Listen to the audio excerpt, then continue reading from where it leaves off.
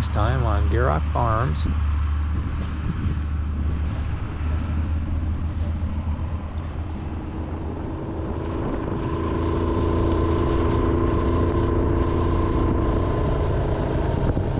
So you can see the baler out in the field. We got the axle fixed and went to a salvage yard and got part of it. And we had to go to a dealer and get a seal and all that. But we're just looking at the corn here. It's rained like 1.5 inches. Well, 3 inches in the last 2 days. And now it's supposed to be better. And we got 1 cutting of hay left, which is grass. It's our heifer feed, but that's up past the baler up there. There's another maybe 8 or I suppose with some of the pasture about 10 acres. So right now we got stuff going on here. So we got the wheel, we got the handy jack, we got our hub. And I just got done putting this together because it's all greasy. A new seal in there and then a used shaft, and I think we're going to be good there. If you watched the video before this, there was probably showing us fighting with this spring that broke off the knotter. So I think that's the right spring there.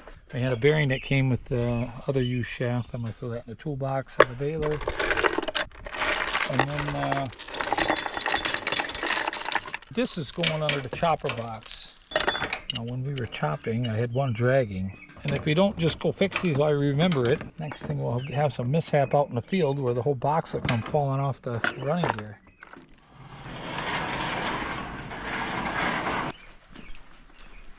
Looks like you have hay to unload yet. This was baled on that really hot day. It was baled on a Sunday.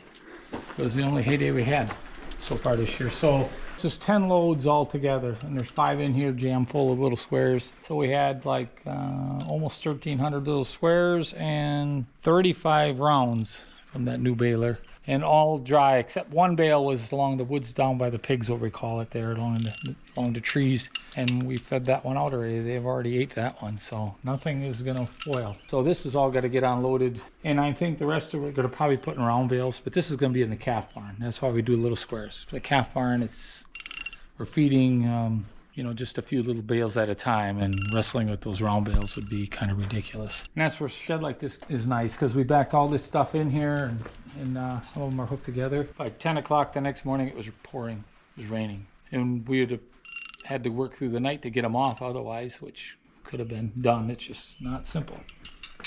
It's kind of dark back here, but I got to find out which one of these boxes this fell off of. I know it was kind of in the rush of things. We seen it dragging in. Oh, so that's the chain that fell off? No, this ain't the chain. This is a heavier chain.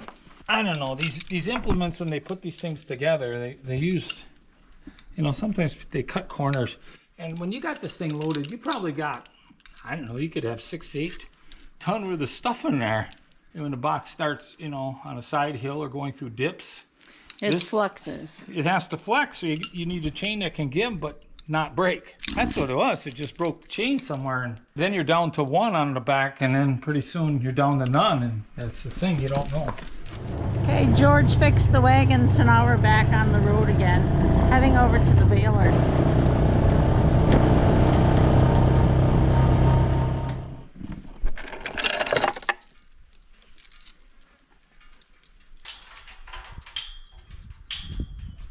So the deal is here, when we open these gates, this chain like stuff fall off. Sometimes it lands in the creek, and then you're digging through the grass for it.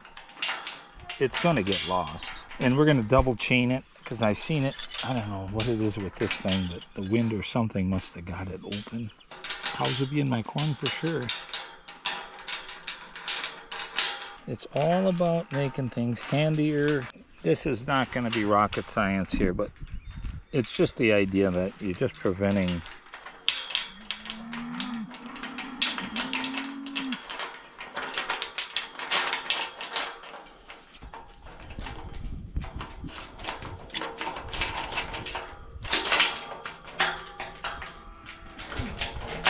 what happens was, I think when the wind's blowing it, if it's the other way, it's pushing itself out.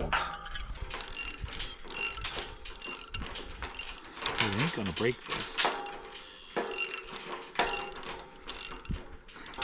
But a gate's open like this, it's a definite invitation to just go.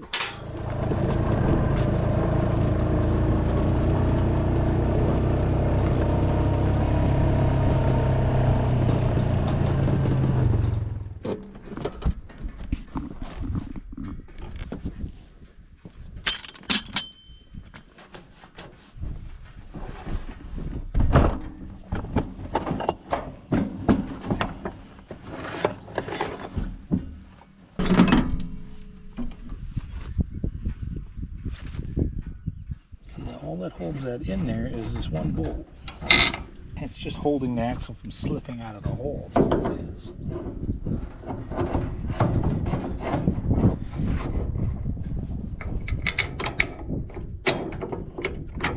I figured it'd be an easy fix. They claim these balers, somebody looked it up. What did they say? 1968 to 1977. Something like that. 69 to 77 or something like that. I mean, this thing is over 50 years old, and it's baled hay almost every year. There might have been a couple of years I didn't use it.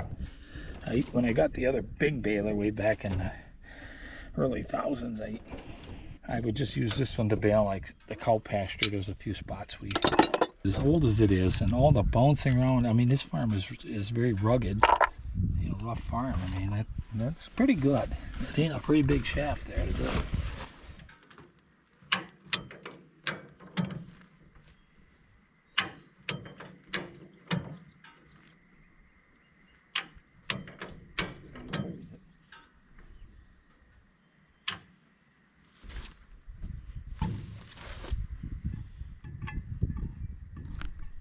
Right there.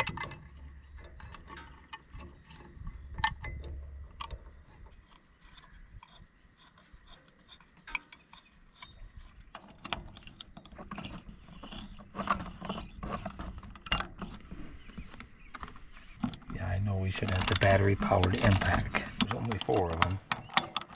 So you got a used part, while some of the parts are new and some are used, right? Just to seal this new.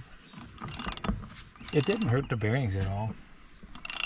Basically, the wheel just fell off because the outer edge of the shaft broke. Now on the other baler, it broke the shaft, so the hub and everything stayed with the wheel. This is a little different. I don't know, just being a 4-hole rim, it's not built for heavy. Like yanking a bale rack around behind it, it puts a lot of stress on these things.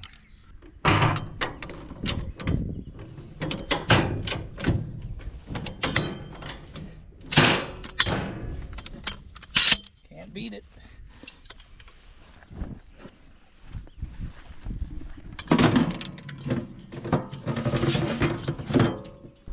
What's the spring for that's in here?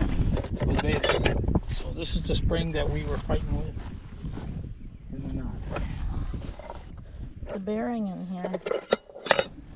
You were gonna put that in the toolbox with your other spare parts. All those parts we got in there. All these parts belong in this baler somewhere. You can kind of tell what's been going on with the machine if you look in there. But heck, for 50 years, I don't think that's too bad. The spring is this one that we were fighting with the other day. Now you got a spring down there, and then you got another spring back there. I mean, there's a lot of springs in this baler, but that's the one, and just broke from fatigue. Now we could leave that old spring in there and it may go long, but the spring is pretty inexpensive. So, I mean, the bill today at the dealer was only like $11 or something like that. That's kind of rare to go into a dealer and only spend $11. That's what I thought. I thought something all right.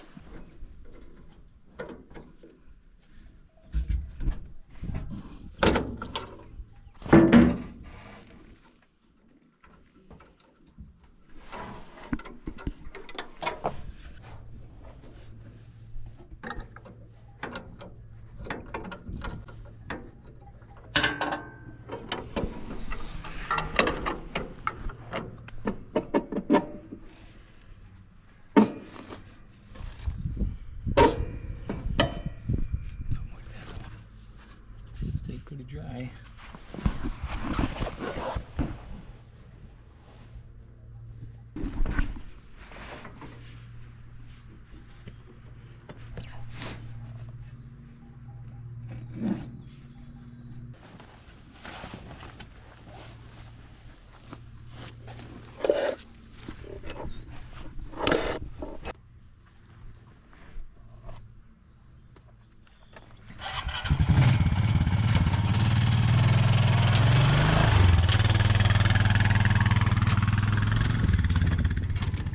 Thanks for watching our video on baler repairs today.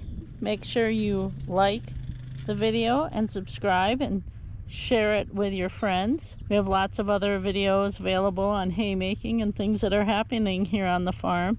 If you're interested in any merchandise, there's also a website for that, www.Gierok Farms. So check us out.